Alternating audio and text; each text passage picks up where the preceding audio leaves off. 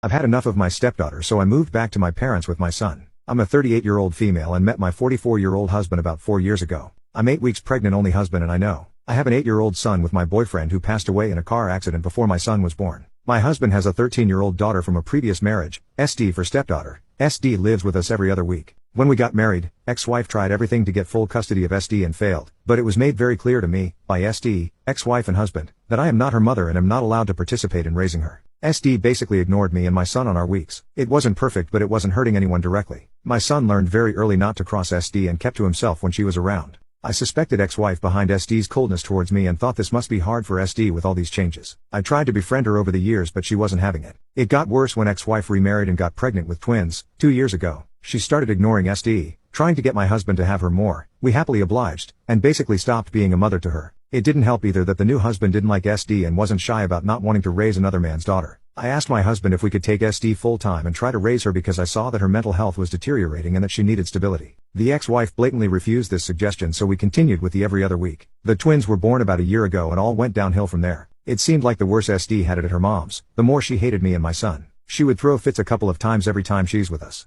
Break our stuff. Call me a bitch if I tried to tell her off. It's her house because her father bought it and we're just guests. She would yell at my son and she even hit him a couple of times, telling him to keep to his room if he didn't like her treatment of him. When I told her not to put her hand on my son, she told me, "What are you going to do about it?"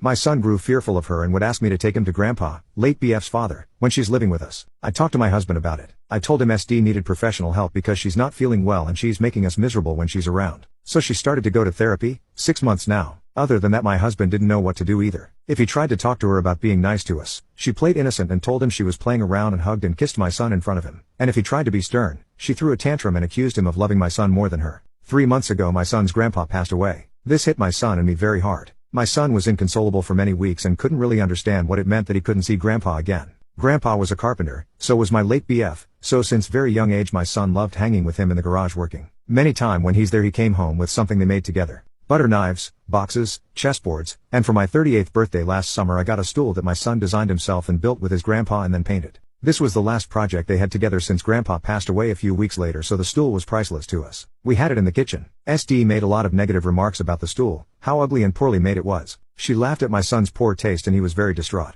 This was the first time, however, that my husband got very angry at her and asked her to go to her room. She was so scared of his reaction that she went without any protest. This Christmas South Dakota was supposed to be with her mother. On Christmas Eve, her mother dropped her off at our house very early in the morning. Her new husband had decided he didn't want her to go with them to his parents' house, where they usually spend Christmas. SD was on the verge of tears standing there listening to her mother making excuses to my husband and me. My husband hugged SD the whole time and I tried to fight away my tears.